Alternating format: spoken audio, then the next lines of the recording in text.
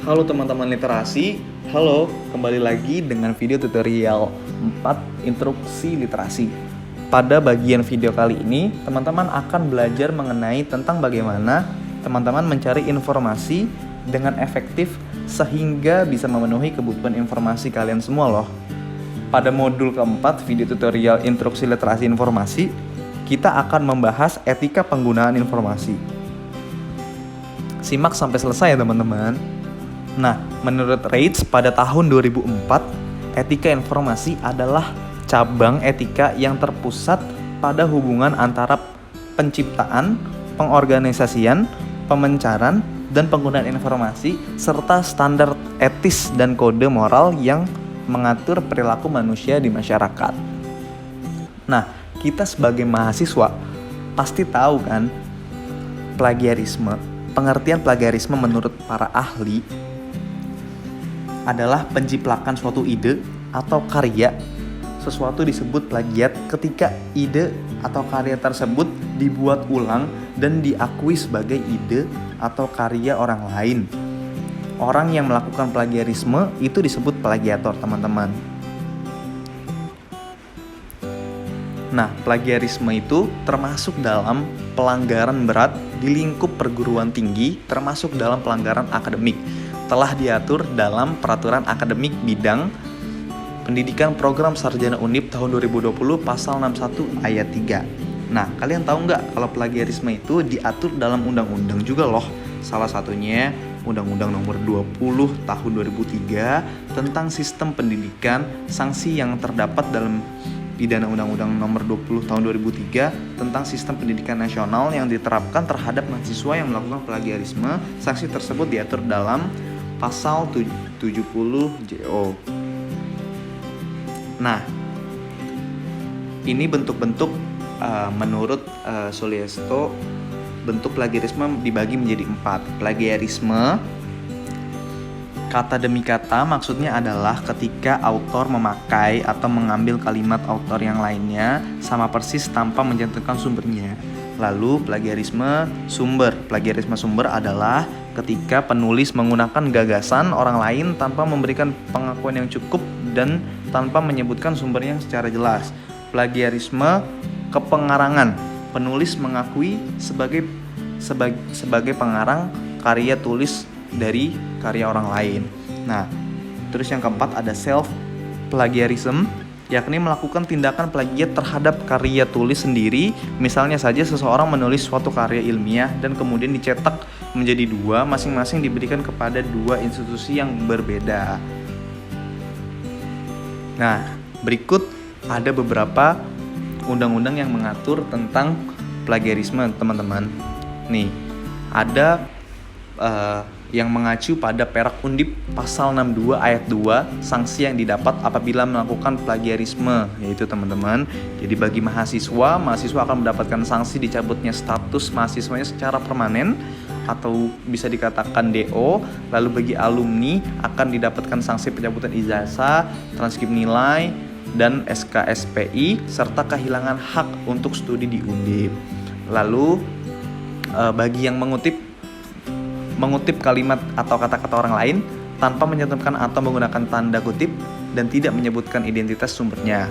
Lalu ada yang gagasan, pengguna gagasan, pandangan, teori, atau pendapat orang lain tanpa menyebutkan identitas sumbernya. Lalu ada penciplakan fakta, penggunaan fakta atau data orang lain tanpa mencantumkan identitas sumbernya. Yang D ada penciplakan tulisan orang lain, mengakui tulisan orang lain sebagai tulisan sendiri. Terus yang E parafrase, melakukan parafrase atau mengubah kalimat orang lain dengan menggunakan susunan kalimat sendiri tanpa mencantumkan identitas dan sumbernya. F publikasi, menyerahkan hasil karya yang telah dipublikasikan oleh pihak lain seolah-olah itu adalah merupakan hasil karya sendiri, teman-teman, seperti itu. Lalu ada cara menghindari plagiarisme menurut Permendiknas nomor 17 tahun 2010 pasal 7, yaitu pada karya mahasiswa, skripsi, tesis, dan disertasi harus melampirkan surat pernyataan yang menyatakan bahwa karya ilmiah tersebut tidak mengandung unsur plagiat. Terus yang B, pimpinan perguruan tinggi berkewajiban mengunggah semua karya ilmiah yang dihasilkan di lingkungan perguruan tingginya pada portal yang telah ditetapkan oleh Direktorat Pendidikan Tinggi.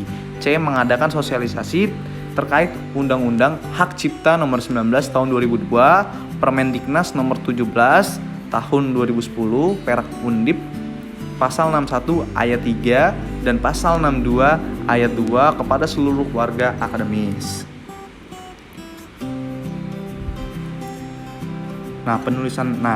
Ketika kita sedang melakukan kegiatan penulisan karya ilmiah, tentu kita harus mencari referensi yang jelas, akurat, dan juga terhindar dari plagiarisme. Reference Mendeley membuat pengelolaan menjadi lebih efektif, tidak memakan waktu, dan hemat biaya. Ada beberapa software reference manager yang bisa digunakan sebagai referensi untuk reference data manager Anda, seperti Mendeley, Zotero, RefWork, dan EndNote. Mendeley software adalah perangkat lunak bebas open source yang terdiri dari dua komponen, aplikasi desktop, aplikasi berbasis web yang digunakan secara mandiri atau sinkron dengan aplikasi pengolahan kata. Saya dapat melakukannya. Perangkat lunak ini kompatibel dengan Windows, Mac, Linux, dan sistem operasi seluler, memberikan penggunaan akses ke konten kapan saja dan di mana saja. Lalu bagaimana sih cara menggunakan aplikasi manager reference Mendeley? Yuk simak videonya sampai selesai ya teman-teman. Langkah pertama, kalian harus mengunduh Mendeley di PC di https://www.mendeley.com. Setelah teman-teman membuka link tersebut, teman-teman akan diberikan laman seperti ini, di mana teman-teman harus membuat akun terlebih dahulu. Untuk membuat akun, masukkan email pribadi atau email mahasiswa. Jika ingin menggunakan email mahasiswa, maka klik sign in via your institution. Langkah kedua. Ini teman-teman, ketika teman-teman membuat akun dan juga teman-teman registrasi nama dan juga membuat password akun teman-teman. Lalu langkah kedua, setelah terunduh, install Mendeley dan hubungkan dengan Microsoft Word. Jadi ketika teman-teman telah membuat akun, teman-teman harus download Mendeley Reference Manager, lalu harus dihubungkan dengan Microsoft Word. Seperti ini teman-teman. Jadi ketika sudah mendownload dan sudah terinstall, teman-teman bisa open in Word. Langkah keempat, setelah teman-teman membuat akun, selanjutnya yaitu mendownload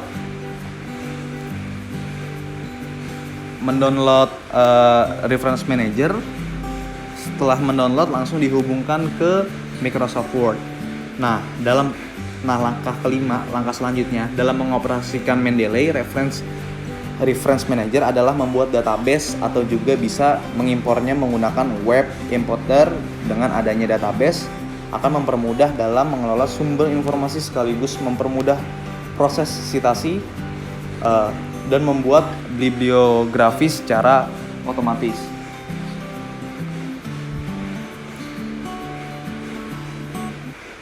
Langkah selanjutnya yaitu masukkan sumber informasi yang dipunya. Terdapat 4 cara ya teman-teman untuk menambahkan file.